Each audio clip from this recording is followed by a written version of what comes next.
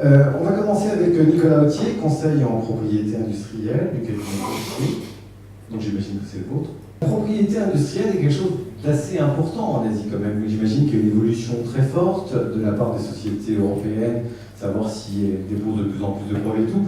Vous allez nous faire une analyse un petit peu générale, mais qui est essentielle pour ensuite rentrer à l'intérieur de chacun des pays qui sont ici présents. Merci d'être présent, Nicolas Autier. Bonjour à tous. Oui, effectivement, la propriété intellectuelle est vraiment importante en Asie. Il y a encore 10-15 ans, le centre de gravité du monde de la propriété intellectuelle était plutôt centré sur l'Europe, avec trois grands pôles.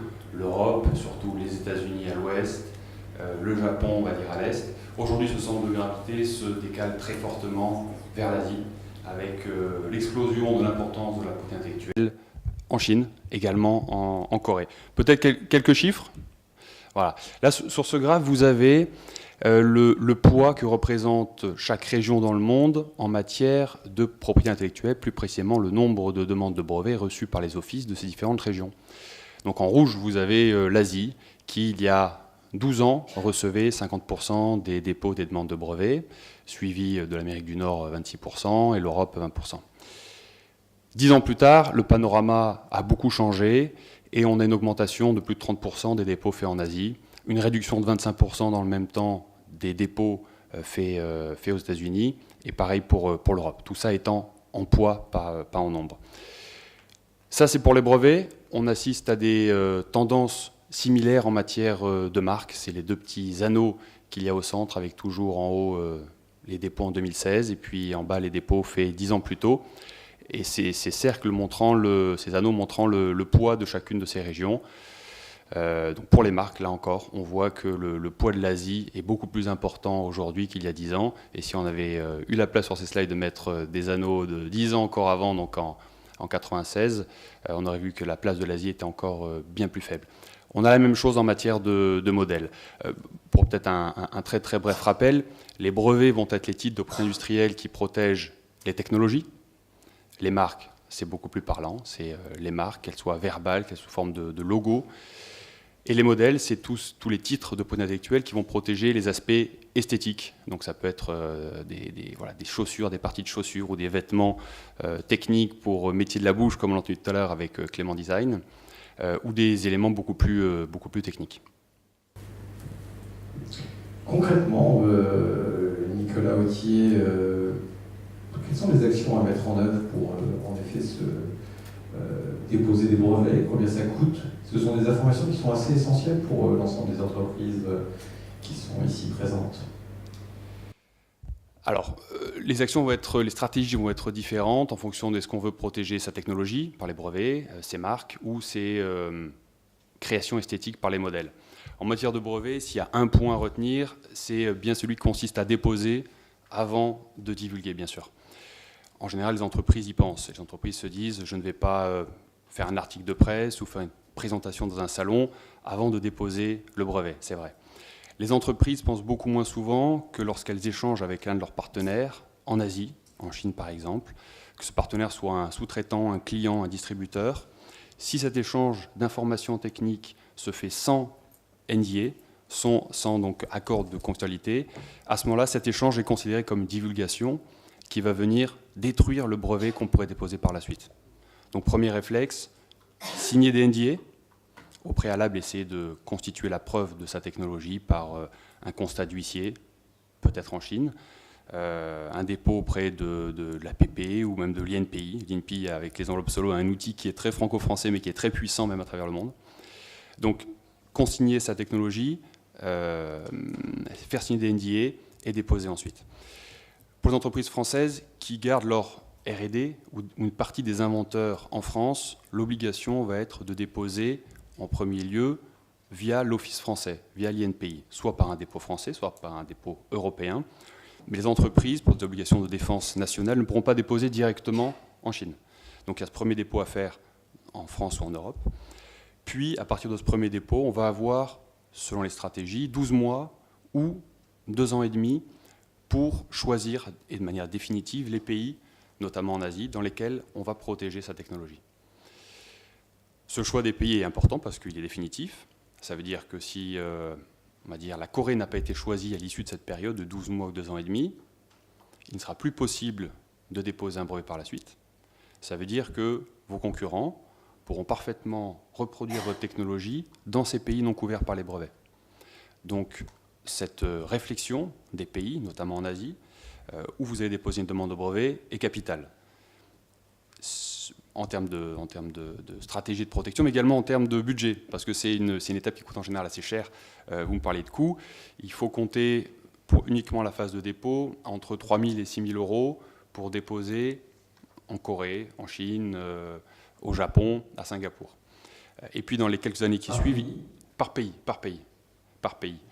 Et ça, c'est à un instant T, c'est-à-dire à la date ultime à laquelle vous pouvez faire ce choix, c'est-à-dire 12 mois pour le premier dépôt français ou 2 ans et demi en fonction de la stratégie que vous allez choisir. Donc si vous avez un pays, ça va. Si vous voulez protéger dans 4 pays d'Asie, plus les US, plus l'Australie, ça fait des budgets importants. Donc il est bon d'essayer de repousser au maximum la date à laquelle il faut faire ce choix et la date à laquelle il faut engager cette trésorerie. C'est pour ça qu'il y a les demandes de brevets internationales qui existent pour repousser cette date. En tant que société française, vous nous conseillez quoi? De passer par un conseil en protection industrielle sur le territoire dans lequel on va aller, ou plutôt de faire appel à un conseil en protection industrielle sur l'Europe qui va nous aider en effet à partir sur l'Asie d'une manière générale? Clairement, il y a 2 cas de figure. Premier cas de figure, l'entreprise s'installe en Asie et y implante sa R&D, son marketing, son équipe de designers. Là, c'est probablement une bonne chose de prendre un conseil local, de prendre un conseil industriel chinois ou coréen ou singapourien. Notre profession à l'étranger s'appelle Patent and Trademark Attorney. Donc c'est un terme qui est plus parlant que conseil en propriété industrielle et qu'on trouve facilement. Voilà, donc premier cas de figure, prendre un conseil local si toutes vos équipes sont sur place. En plus de ça, trouver des conseils qui sont d'un bon niveau en Corée, au Japon, Singapour, ça ne pose pas véritablement de problème. Il y a une certaine homogénéité en termes de qualité. Pour la Chine, c'est plus difficile. C'est une profession qui est en train d'exploser. Donc il y a des cabinets qui évoluent à une vitesse vertigineuse, qui font plusieurs milliers de personnes et puis qui se désagrègent aussi très vite. Donc là, il faut avoir une certaine stabilité et un certain niveau de qualité. Ça, c'est peut-être plus difficile à trouver en Chine. Pour tous les autres cas de figure, c'est-à-dire les cas où on va garder une partie de la R&D en France, ou une partie du marketing en France, ou une partie de la création en France, là, il faut prendre un conseil français ou européen. En matière de brevet, c'est obligatoire, on l'a dit. À partir du moment où une partie de l'invention est faite en France, il faut déposer auprès de l'INPI pour des questions de défense nationale. Puis bon, ça a d'autres intérêts en termes de rationalisation des coûts, parce que la procédure que vous allez faire en Chine, par exemple, va requérir des arguments qu'on aura peut-être déjà fournis auprès de l'Office européen des brevets ou auprès de l'Office américain. Donc ça permet de réduire les coûts parce que ces travaux, ces études ne sont faits qu'une seule fois. Voilà. Puis aussi, en termes de cohérence, de stratégie, il faut être près des équipes techniques, près des équipes marketing pour bien comprendre les produits, savoir quelle est la portée de la protection à aller chercher. Si on est trop ambitieux, on risque d'avoir des problèmes en cours de procédure. Si on n'est pas assez ambitieux, on risque de laisser des concurrents venir s'approcher trop fortement de nos produits, de nos marques, de notre technologie. Voilà, donc un conseil français ou européen, dès lors qu'on conserve une base de création en France, sinon il faut prendre un conseil local. Avant de passer la parole à M. Frédéric Zabot, l'image de la Chine en matière de propriété industrielle n'est pas excessivement positive. On a quand même une image plutôt d'un pays de contrefaçon, ainsi de suite. Je vais vous poser une question très simple. Est-ce utile réellement en Chine de déposer des brevets, de déposer des modèles, de déposer des marques, enfin bref, d'avoir une protection industrielle? C'est vrai que pour beaucoup d'entreprises, de PME, il y a encore des réticences assez fortes à déposer, non pas au Japon, en Corée, mais effectivement en Chine. Il y a vraiment le cas de la Chine. C'est l'image qu'on a, je ne dis pas que c'est la bonne image. Tout à fait. Et c'était probablement une bonne image il y a encore 15 ans. Pourquoi? Parce que le gouvernement chinois n'était pas très pro-brevet. Aujourd'hui, ça a considérablement changé. Il y a des lobbies importants chinois qui sont leaders dans leur domaine, télécom, et donc qui ont poussé le gouvernement chinois à mettre en place un système à la fois d'acquisition des brevets, et un système de litigation, un système de juridiction, qui soit robuste et qui soit plutôt en faveur du breveté. Donc tout a changé, et c'est pour ça que ça a aussi attiré beaucoup de dépôts d'entreprises étrangères. Donc moi je dirais que tout le système d'acquisition des brevets maintenant est robuste en Chine. C'est un système en plus qui est très calqué sur celui de l'Office européen des brevets, donc qui est de bonne qualité et pour lequel nous, Européens, avons une très bonne visibilité. Quand on a commencé une procédure en Europe, on sait à peu près ce qui va se passer en Chine, donc c'est assez rassurant. C'est pour ça que les entreprises européennes, allemandes surtout, déposent massivement en Chine. Quand une entreprise allemande dépose 2 demandes auprès de l'Office européen des brevets, c'est-à-dire son bastion, elle en dépose une en Chine. Quand une entreprise américaine dépose une demande de brevet en Europe, elle dépose également une demande de brevet en Chine. En termes de litige, pareil, le système a beaucoup évolué. Il y a des juridictions spécialisées en propriété intellectuelle aujourd'hui, Beijing, Shanghai, avec donc des juges qui sont spécialisés, qui vont donner aux brevetés moins d'aléas, une bonne visibilité sur l'issue du litige. On va pouvoir leur dire, avec ce dossier-là, on a de bonnes chances de l'emporter. Au contraire, n'y allons pas. Alors que dans des cours plus locales, l'aléa est plus grand, donc c'est beaucoup plus perturbant quand on est titulaire de droit. Voilà, donc je dirais que ce qui était vrai il y a 15 ans ne l'est plus du tout aujourd'hui. Il suffit de regarder le comportement des entreprises, notamment allemandes, américaines, de grosses entreprises aussi françaises, qui déposent aujourd'hui massivement en Chine. Merci Nicolas Autier. On va faire un focus pays maintenant avec vous, Frédéric Zabos du Bureau Business France Chine. Vous avez 9 minutes pour nous présenter la Chine. Ça suffit largement, non? Oh, c'est 6 de trop. C'est 6 de trop? Super, on va gagner du temps. Alors à la réponse, à la question, faut-il déposer ou pas en Chine? La réponse est pas forcément. Si on n'a pas dans son intention de prospecter le marché chinois, on n'a pas obligation à déposer des brevets en Chine.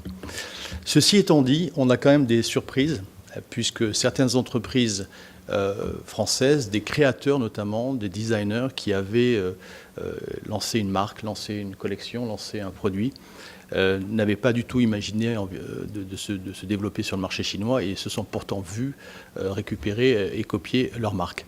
Donc je dirais que la réponse, elle est là. C'est si on va s'installer durablement sur le marché chinois, bien évidemment, il faut avoir les outils de protection qui vont avec et qui, quand on y regarde de près, vu la taille du marché, ne sont pas si onéreux que ça. Donc la bonne nouvelle, c'est que protéger sa marque, protéger sa propriété intellectuelle, industrielle en Chine, c'est pas si coûteux. Donc c'est un investissement qui est rentable et puis qui est utile. Je voulais aussi préciser une chose, c'est que les premières victimes de la contrefaçon, puisque quand on parle de propriété intellectuelle et quand on parle de propriété industrielle, c'est bien également une des armes qui permet de lutter contre la contrefaçon. Eh bien, les premières victimes de la contrefaçon, ce sont les entreprises chinoises. Et là, je rejoins ce que disait M. Autier.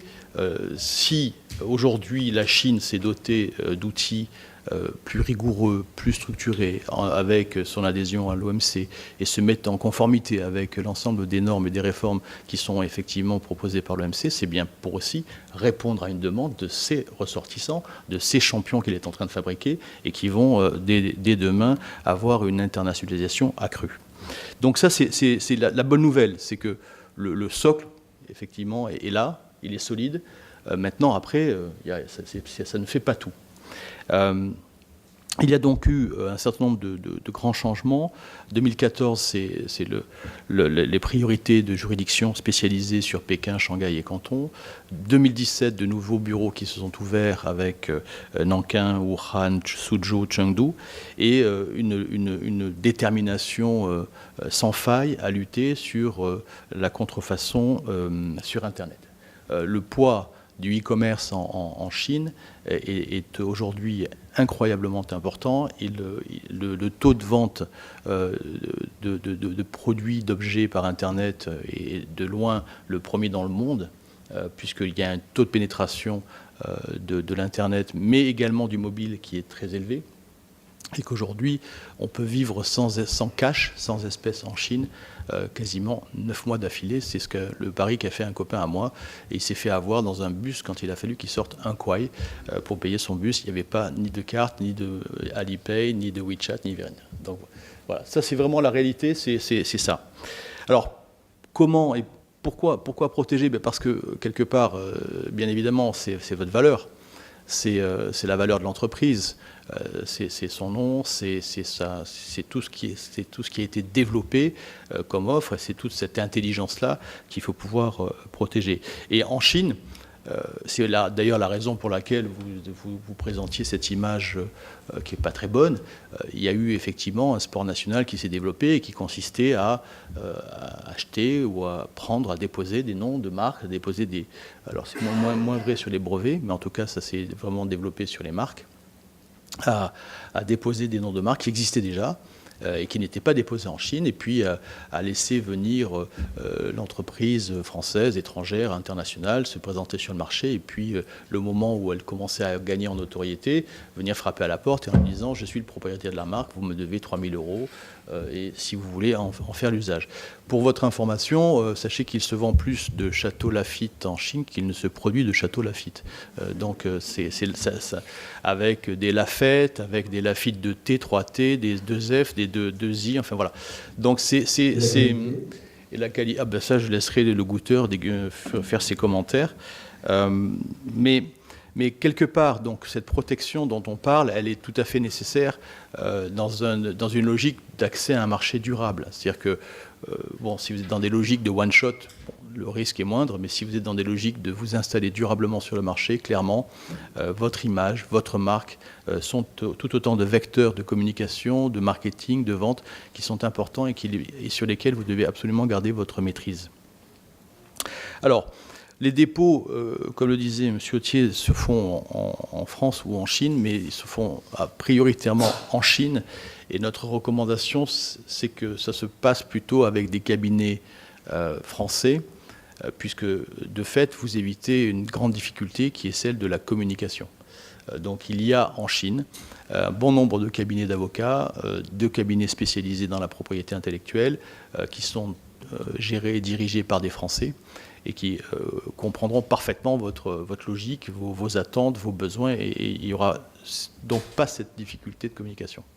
Et quand je dis communication, ce n'est pas seulement la difficulté sur la langue, parce que ceux qui parlent couramment le chinois le savent, on peut parler couramment le chinois, on a encore des zones d'incompréhension qui sont liées à un mindset qui n'est pas le même. Donc on n'a pas les mêmes références culturelles. Et ce qui fait que quand on commande un verre d'eau dans un restaurant à Shanghai ou en Chine, on nous amène un verre d'eau chaude. Donc ça fait toute la différence. Voilà, donc après, ce que je dirais, c'est qu'il n'y a pas de paranoïa à avoir non plus. C'est-à-dire que, mais la Chine, c'est un peu l'image de tous les excès. Hein. C'est un pays hyper pollué, c'est un pays hyper copieur, c'est un pays ici, c'est un pays là. C'est le pays de tous les excès. La difficulté pour nous qui sommes en Chine de porter des messages clairs, c'est vraiment de ramener tout ça à plus de raison, de ramener tout ça à de l'expérience et à du vécu. C'est ce qu'on fait. On accompagne 1400 entreprises par an en Chine. Toute l'intelligence gagnée sur l'accompagnement de ces entreprises-là, elle n'a d'autre vocation que de vous servir et que d'être partagée avec vous. Donc là, pour le coup, je dirais que la Chine a fait des efforts importants pour se mettre en conformité, et qu'aujourd'hui, même si les protections ne sont pas totales, pleines et entières, d'ailleurs je crois que ça n'existe dans aucun pays du monde, si on veut, après, ça veut dire qu'après il y a des recours, mais en tout cas, en Chine, il y a aujourd'hui une possibilité de recours qui permet de pouvoir faire valoir ses droits. Donc ça devient un pays de droit. C'est un phénomène récent et qui vraiment prend toute sa mesure. Merci pour cette information essentielle que vous nous apportiez à l'instant même, que ça devient aussi un pays de droit. On va partir en Corée maintenant avec Sonia Chaïeb. Sonia, est-ce qu'on rencontre les mêmes contraintes en Corée qu'en Chine? Merci d'être avec nous. Merci à vous. Donc bonjour à tous. Avant de commencer sur la propriété industrielle du coup en Corée, j'aimerais vous présenter rapidement la Chambre de commerce. Donc nous sommes une équipe de 17 collaborateurs biculturels, puisque nous sommes et des Coréens et des Français, de façon à pouvoir accompagner les entreprises françaises dans leur développement en Corée, avec une connaissance tant du marché français, de la culture française, et comme le disait tout à l'heure notre cher ami de Business France, une connaissance des coutumes et de la culture coréenne, car il y a des codes à respecter, des façons de faire et des connaissances qui sont différentes. Voilà. Une autre force que nous avons, c'est que nous accompagnons les entreprises dans leur développement depuis le début. Donc avec tout ce qui va être études de marché, études de faisabilité, pour nous assurer également que votre projet est viable en Corée. Tout ce qui va être recherche de prospects via les missions de prospection, via le Start Export. Et enfin, avec tout le processus d'implantation en Corée, on a un business center, on a des solutions pour créer des filiales, des bureaux de liaison. Donc voilà, c'est un service assez complet. Pour vous présenter rapidement la Chambre. Pour parler des généralités, la Corée, c'est un pays d'abord très innovant. On s'en doutera, c'est vrai que quand on pense à la Corée, on pense tout de suite, bon, bien sûr, à la Corée du Nord. Mais en termes d'innovation, on va penser à Samsung, à Hyundai, qui sont quand même très présents, tant en Asie que dans le monde. Donc c'est le 11e pays le plus innovant au monde depuis l'OMPI en 2017. C'était une annonce qui avait été faite en 2018. Donc on voit qu'ils sont quand même très bien présents là-bas. Et c'était sur 128 pays, je crois. Hop, ouais, c'est ça. Voilà. Une autre chose à noter relativement à la propriété industrielle en Corée, c'est que la Corée est signataire de nombreux accords internationaux qui ont été signés également par la France. Cette chose est importante dans la mesure où elle permet une mutualité des démarches et où ça permet également de rassurer les entreprises à un certain niveau. Donc j'ai noté notamment la Convention de Paris, le protocole de Madrid et le Patent Corporation Treaty. En termes d'autorité en Corée, qui peuvent du coup recevoir vos demandes de dépôt de brevets, de design, on va noter donc 3 autorités qui seront le KIPO, le KIPI et le KICC. Chacune va avoir des domaines, bien sûr, de prédilection. Donc, le KIPO se chargera de tout ce qui est brevet, dessin, marque et modèle. Le KICC, tout ce qui va être droit d'auteur. Et enfin, le secret d'affaires sera géré par le KIPI. Voilà. En termes de secteur, donc là, si on fait un focus au niveau des brevets, on remarque, je dirais sans surprise aucune, que les technologies sont bien présentes puisque le secteur qui est le plus présent en termes de dépôt de brevets, ce sera l'industrie de l'énergie et tout ce qui va être électrique, suivi des ordinateurs, des transports. On pense bien sûr encore une fois à Hyundai, Kia notamment, mais c'est pas tout. On a aussi la France qui est présente avec Renault, Samsung. Les semi-conducteurs et enfin tout ce qui va être les méthodes de management avec l'IT. Donc ce sont vraiment les secteurs les plus représentés, mais on a également d'autres industries qui sont bien là. Si on regarde rapidement les demandes de dépôt, tant de brevets, de modèles d'utilité, de marque ou de design, on constate qu'il y a une certaine diminution en 2017 par rapport à 2015 et 2016. Je pense qu'on peut rapporter ça à la situation économique et politique qu'il y a pu y avoir ces dernières années, notamment dû au Nord, et également avec les scandales de la présidente Park qui s'est fait destituer du coup fin décembre 2016. Donc ça a joué, j'imagine, un rôle assez important dans la confiance des entreprises à ce niveau-là, local et international. Pour un peu préciser au niveau des brevets, on a 22,3% des demandes de brevets effectuées en Corée qui viennent de l'international. Donc c'est un chiffre qui n'est pas si mal finalement. Et on a donc en grand leader le Japon, avec 15 000 demandes en moyenne. Les États-Unis, l'Allemagne, et oui, l'Europe est également présente, la Chine, et enfin la France. Donc on voit qu'il y a quand même une différence assez importante par rapport au Japon. Mais bon, on est quand même dans le top 5 et ça ne serait que progresser dans les années à venir. Un pays entre la Chine et la France. Comment ? Non. Ouais. Il y avait vraiment, on est dans le top 5. Ben, on a quand même une différence par rapport à la Chine. Ils ont 1000 demandes de plus. C'est un peu l'occasion. Voilà. Donc bon. En termes des enregistrements, donc même si on voit qu'au niveau des demandes, il y avait quand même une diminution pour chacun des types de propriétés industrielles, on voit que là, en l'occurrence, pour les enregistrements, ils sont ils sont en croissance. à quasiment tous les niveaux. On a juste les marques et les designs qui sont en diminution en termes d'acceptation finalement des demandes d'enregistrement de marques et de design. Au niveau des procès également, on voit qu'il y a une baisse des procès, donc c'est une bonne nouvelle. Ça veut dire qu'on trouve des solutions au préalable ou que du moins les entreprises sont davantage accompagnées aussi pour éviter les soucis à terme. À noter qu'en Corée, en cas de désaccord avec une entreprise, les institutions, les autorités qui sont en charge de l'autorité industrielle en Corée pourront vous accompagner dans un premier temps pour justement trouver des solutions avec les entreprises responsables de ces soucis pour justement trouver une solution ensemble avant de passer par la case procès. Également, autre chose qui est à noter, les frais d'avocat en Corée sont assez élevés. Donc il est très important pour les entreprises également de réfléchir à ce qu'elles vont gagner ou perdre en partant en procès. Il y avait le cas d'une entreprise qui avait qui avait vendu sa technologie, une partie de sa technologie en tout cas, à une entreprise coréenne qui n'avait pas été payée par la suite et qui dans tous les cas aurait gagné si elle était partie en procès.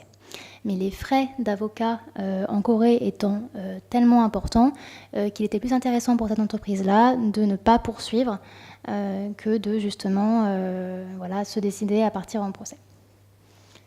Je vous vois avec une question. Non, pas du tout. D'accord, très bien, on est bon. Donc là, c'est un tableau qui est assez complet. Je ne sais pas si vous le voyez bien. Mais n'hésitez pas, en tout cas, à la fin, il y aura mon adresse email si vous souhaitez la voir plus en détail. Mais juste pour avoir un peu des informations globales sur les procédures aussi de demande de dépôt. Donc en termes de brevet d'invention et de modèle d'utilité, il faudra respecter 3 critères qui seront donc la nouveauté, l'inventivité et l'application industrielle. On sera moins sévère, je dirais, sur l'idée d'inventivité pour tout ce qui va être modèle d'utilité. Mais voilà, ce sont des critères qui sont vraiment importants en matière de dépôt de marque en Corée. Vous passerez donc, comme je le disais tout à l'heure, par le KIPO pour l'ensemble des 3 colonnes ici, donc les brevets, les marques et les dessins et modèles. C'est eux qui vont gérer ça. Vous pouvez également passer par des bureaux agréés à l'international. En termes également, j'insiste vraiment sur les brevets, et même d'ailleurs pour les autres aussi. Vous pouvez déposer dans un premier temps votre brevet en français ou en anglais. Ça ne coûte pas si cher que ça coûte environ 500 €. Vous voyez ici 150 000 won tout en bas. Ce qui va coûter cher, en revanche, encore une fois, les frais d'avocat, parce qu'il faudra que l'avocat soit ici pour vous accompagner à rédiger le brevet en coréen. Et c'est là où du coup on peut monter assez haut, en effet, comme on dit tout à l'heure, à 3 000 €, si ce n'est plus, en fonction du cabinet en question. Donc ça a des coûts qu'il faut bien prendre en considération au moment de commencer ces démarches. Vous aurez également, ça a déjà été dit, mais un délai en effet pour pouvoir déposer votre marque, votre brevet ou votre dessin au modèle dans d'autres pays. Il y avait le cas notamment d'une entreprise française qui a déposé une technologie donc en France pour tout ce qui était graisse industrielle, un domaine très technique en tout cas. Et ils l'ont déposé il y a quelques années. Ils n'envisageaient pas du tout de s'implanter en Corée à l'époque. Et on les a rencontrés, ils nous ont dit voilà, nous on veut venir en Corée, on veut vraiment déposer notre technologie. Et voilà, comment on fait? Et on leur a dit oui, mais écoutez, là c'est un peu tard. Donc il faut du coup revenir sur les critères de base pour le brevet et ajouter une innovation complémentaire pour pouvoir en effet protéger la technologie en Corée. Voilà. Au niveau des coûts, rapidement également, on passe à 230 € pour les marques et 78 € pour les dessins et modèles. Et donc, dernière slide, après je suis dans les temps. Juste en termes, donc encore une fois, de coûts, attention aux frais d'avocat qui peuvent être assez élevés. Il est important de bien vous informer sur ce qui a déjà été déposé en Corée. Pour cela, vous avez le site du KIPRIS, donc vous trouverez le lien également là, partie info, pour avoir un peu le détail de ce qui a été déposé en Corée. Au niveau de la langue, attention également, je pense notamment au dépôt de marque. Il y a des mots en français qui vont avoir un sens en coréen, pas forcément voulu.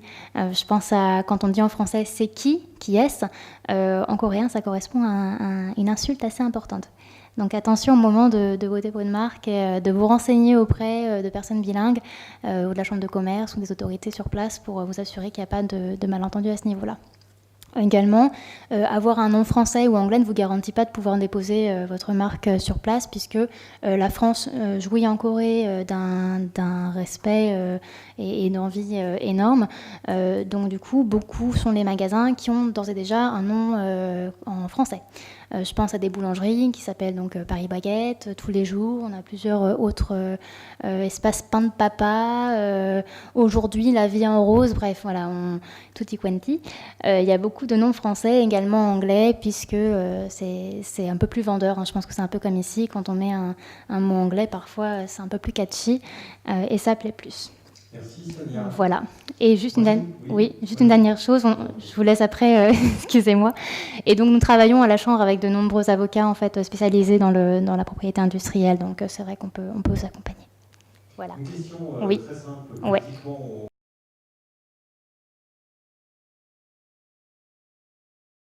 Alors oui, déjà dans un premier temps, il y a pour projet de créer un train qui va relier la Corée du Nord et la Corée du Sud. Donc c'est quelque chose qui est important dans la mesure où ça va pouvoir permettre à des travailleurs sud-coréens également de se rendre au Nord. Donc c'est pas à prévoir dans les prochains 6 mois, bien sûr, mais c'est un projet qui est en cours. On parle aussi de Samsung qui envisage d'emmener une usine ou des bureaux sur place, donc en Corée du Nord. Donc en effet, on peut espérer avoir des échanges à ce niveau-là, d'autant plus que la Corée du Nord est un pays qui regorge, mine de rien, de ressources que la Corée du Sud n'a pas. Voilà.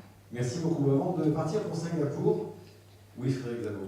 Oui, je voulais juste apporter une petite précision. Donc, on a une fiche propriété intellectuelle Chine qui a été rédigée par l'INPI oui. et qui pourra, à la demande, être envoyée aux différentes entreprises et participants.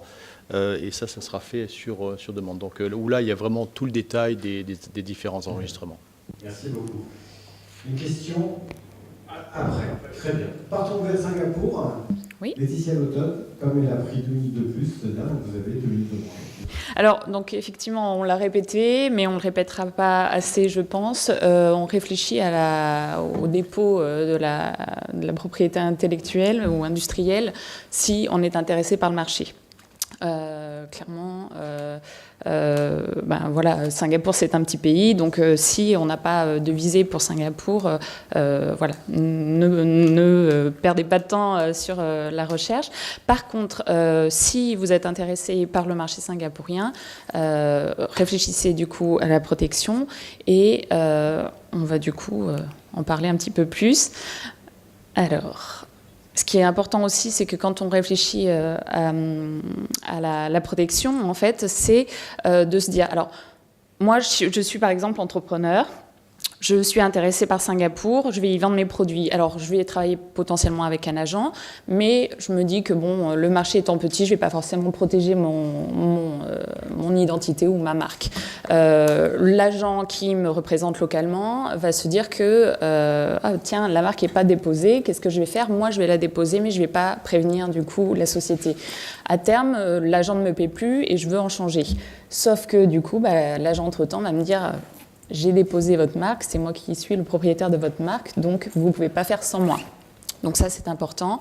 Il faut l'avoir en tête. Et même chose aussi, de manière un peu involontaire, en fait, si on ne dépose pas sa marque, ou en tout cas, si on ne fait pas de recherche d'antériorité, j'arrive sur le marché en pensant de toute bonne foi que je suis le premier à arriver avec cette idée ou avec ce brevet ou avec cette marque.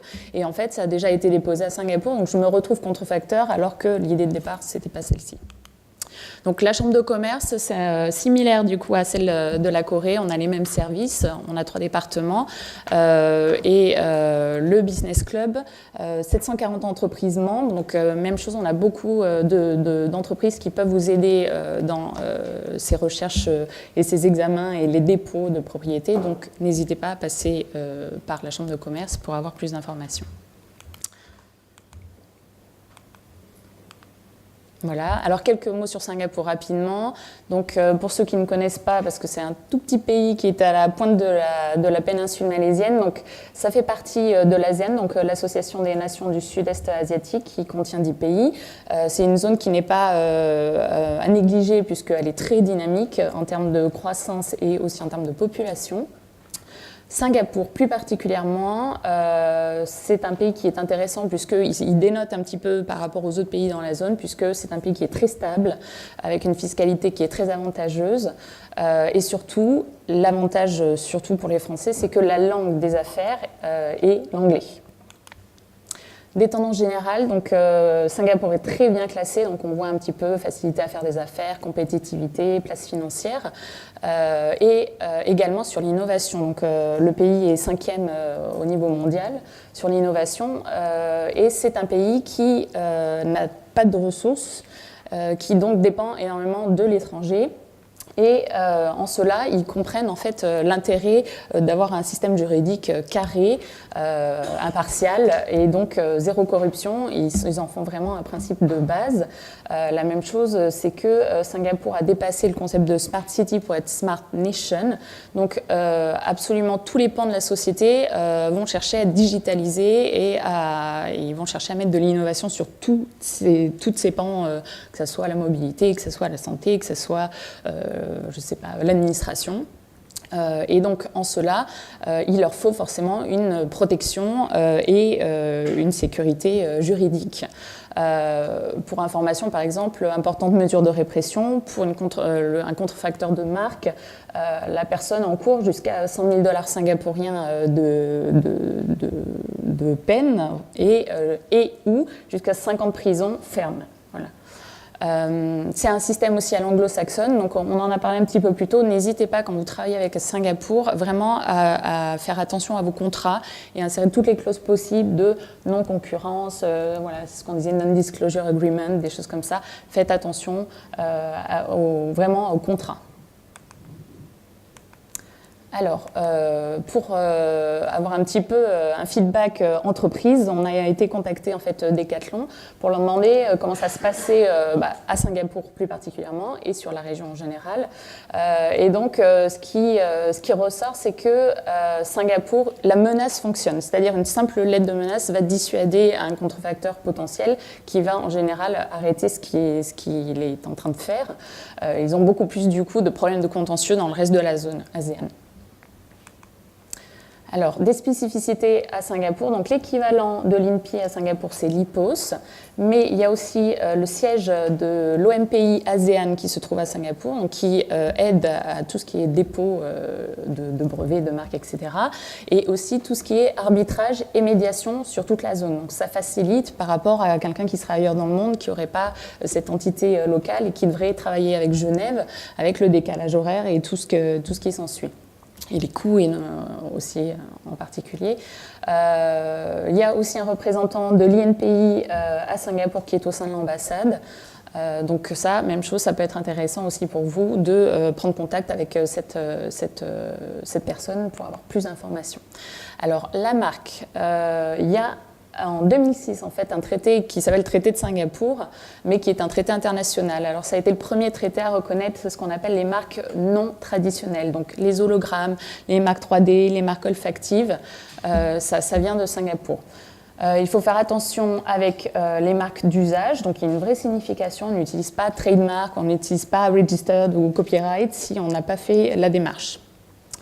Ensuite, ce qui peut être intéressant au niveau du nom de domaine, donc si on protège son nom de domaine, la réservation d'un nom de domaine n'est pas une protection en soi.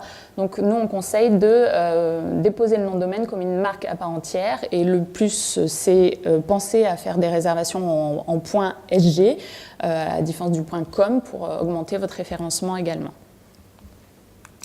les brevets. Donc Singapour fait partie de beaucoup de programmes internationaux d'échange. Donc l'idée, c'est aussi d'accélérer les examens, les examens de demande de brevets. Il y a une particularité qui date de cette année pour les fintech, donc les nouvelles technologies qui sont dans la finance. Comme c'est un secteur qui est important pour Singapour, ils ont lancé une procédure accélérée qui permet de déposer un brevet en moins de 6 mois. Une autre caractéristique, c'est que les brevets qui ont été délivrés par Singapour permettent aussi, sont reconnus aussi au Cambodge. Voilà, donc si vous avez ces deux marchés en tête, sachez que c'est possible. Et pour finir, les dessins et modèles, il y a une loi qui s'appelle Registered Design Act qui en fait reconnaît les créations virtuelles. Donc on n'est pas obligé de créer l'objet, de le faire fabriquer industriellement pour que ce soit reconnu. Et la notion aussi française qui s'appelle la double protection n'existe pas à Singapour. Donc il faut bien distinguer que les droits d'auteur ne vont pas être couverts lorsqu'on fait un dépôt de design. Voilà. Merci Laetitia de cet exposé rapide. Avant de passer la parole à la salle, puisqu'il nous reste précisément, je me suis engagé que l'atelier s'arrêterait à 12h57, donc il nous reste 7 minutes. On a parlé de brevets, on a parlé de marques, on a parlé de modèles, mais on n'a pas parlé de data. Aujourd'hui, je pense que la protection sur l'ensemble de nos data est aussi quelque chose d'important. Antoine Aguado, outre le fait d'être conseiller du commerce extérieur, vous avez aussi un métier. Vous travaillez chez Microsoft, Western Europe. Vous avez travaillé longtemps en Asie. Est-ce que les data sont bien protégées ou pas en Asie? Oui, donc merci de me donner l'occasion de partager une expérience de cet petit éditeur qui s'appelle Microsoft.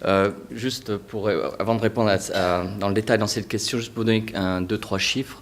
En matière de protection intellectuelle, c'est 35 000 brevets qui sont déposés chaque année au total actuellement qui sont gérés. C'est à peu près 11 milliards de dollars d'investissement en recherche et développement. Donc pour nous, la protection intellectuelle, c'est fondamental pour notre cœur de métier. Aujourd'hui, la data, ce qui est en train de se passer au niveau des données, c'est qu'il y a une explosion des données qui sont utilisées dans l'entreprise. Aussi au niveau des individus, mais dans les entreprises, c'est réellement vrai. Et se pose en effet la question, c'est comment est-ce qu'on peut protéger les données des entreprises qui circulent, et particulièrement pour les entreprises qui sont présentes dans différents pays, y compris en Asie. Donc, ce qu'on a constaté, il y a 2 choses qui sont intéressantes à constater, que ce soit une petite entreprise ou une moyenne ou une grande, les sociétés exportatrices ont tendance à sortir leurs data qui tournent sur des machines en général au siège, et de les mettre sur le cloud. Pourquoi? Parce que ces sociétés exportatrices qui grossissent et qui veulent aussi faire des réductions de coûts ont une plateforme qui existe dans le monde entier où il est beaucoup plus facile de mettre une seule fois les datas dans un endroit, et avec une plateforme qui est mondialisée. Pour donner une idée, on a à peu près 50 data centers dans 50 pays, et on est capable de récupérer toutes ces données dans une seule plateforme. Donc si vous ouvrez une nouvelle filiale, vous n'avez pas besoin d'envoyer des ingénieurs, sécuriser les réseaux pour que les données soient sécurisées. Vous avez une alternative de les mettre directement dans le cloud. Donc ça, c'est la tendance. Les sociétés fortement exportatrices, françaises ou européennes, américaines, etc., vont tout de suite de plus en plus mettre leurs données et leurs applications sur le cloud. La question qu'on peut se poser, Antoine, c'est il ne peut pas y avoir d'ingérence de la part des pays Bien sûr, et c'est ça le point que je voulais donc aborder, Xavier, c'est qu'en fait, il y a une vraie liberté de circulation des données, mais encore est-il la question de la confidentialité des données et de voir quelles sont les contraintes au niveau des législations. Donc ce qu'on a constaté, c'est qu'en Asie, où on a plusieurs data centers, il n'y a aucun problème de circulation de données. Elles sont cryptées, elles sont stockées, backupées, etc. Donc quand vous êtes une entreprise, en général, que vous êtes sur une plateforme cloud, c'est un des grands joueurs du marché, ces données sont sécurisées. La difficulté qu'on a, c'est particulièrement en Chine. En Chine, il y a, et je crois que notre collègue connaît le sujet très bien, il y a des particularités très particulières. Je vous donne un exemple. Quand on bâtit un data center, ça nous coûte plusieurs centaines de millions de dollars, et en général, on maîtrise la technologie, on achète le terrain, et on bâtit tout, et on apporte notre technologie. En Chine, on était obligé de partager avec une société qui s'appelait 21 Vianet, un accord. On a dû donner nos brevets, partager nos brevets avec cette société-là, et aussi en accord avec la municipalité de Shanghai. Donc il y a 3 exceptions. Il y a l'Allemagne, il y a la Chine, et un accord particulier qu'on a fait avec le ministère de la Défense américaine qui ont leur propre data center. Donc la Chine est une exception. Et qu'est-ce qui se passe aujourd'hui quand vous êtes une entreprise française établie en Chine? Vos données, quand vous utilisez le public cloud, doivent rester en Chine. Donc ça, c'est une exception. Vous ne pouvez pas utiliser plein de services très connus du cloud. C'est interdit. Les données doivent rester en Chine. Donc ça, c'est une chose qu'il faut savoir. Donc quand un rapport avec la sécurisation des données, on sait que le gouvernement peut avoir un droit de regard sur les données. Donc c'est un élément, même si elles sont sécurisées, il y a toujours une question de confidentialité et où le gouvernement peut faire des demandes. Et aujourd'hui, dans mon travail, je rencontre beaucoup de grandes entreprises européennes et notamment dans des secteurs d'activité différents. Beaucoup d'entre elles ont des bureaux et des usines en Chine. À chaque fois vient le sujet, et comment je fais pour la Chine? Est-ce que mes données sont sécurisées? Est-ce que je suis en règle avec la législation? Et actuellement, notamment le gouvernement chinois a imposé aux sociétés étrangères à donner une copie de leurs données qui sont traitées en Chine. Donc aujourd'hui, beaucoup d'entreprises cherchent des solutions très simples, à moindre coût, pour pouvoir avoir une copie de ces données et pouvoir les mettre. Si elles sont centralisées sur le cloud, c'est une des solutions pour pouvoir facilement être conforme aux législations et continuer à faire du business en Chine. Merci Antoine. Y a-t-il 2-3 questions dans la salle et ensuite je te promets, on conclut. Oui, madame. Bonjour, Juliette Munoz de la société La Canopée. On est une jeune marque de cosmétiques 100% d'origine naturelle. On n'a pas encore un an, on a commencé le 1er novembre dernier. Et en fait, il y a 2 ans, on a fait un dépôt Europe et ensuite plus ou moins mondial. Le seul refus qu'on a eu, c'est de la Chine. Et ma question, c'est aujourd'hui, quelles armes ou comment on peut se battre pour essayer d'imposer quand même cette marque La Canopée en Chine quand on a eu un premier refus? Frédéric, Nicolas. Difficile de vous donner une solution au dossier sans connaître la nature du refus, bien sûr. Il est vrai qu'en Chine, c'est un pays qui est relativement complexe pour obtenir l'enregistrement d'une marque, parce que le système de classe où on vient désigner les produits et services couverts par la marque est un peu particulier en Chine. Donc il y a des adaptations beaucoup plus fortes à faire en Chine, donc plus de rejets, d'échanges que pour d'autres pays.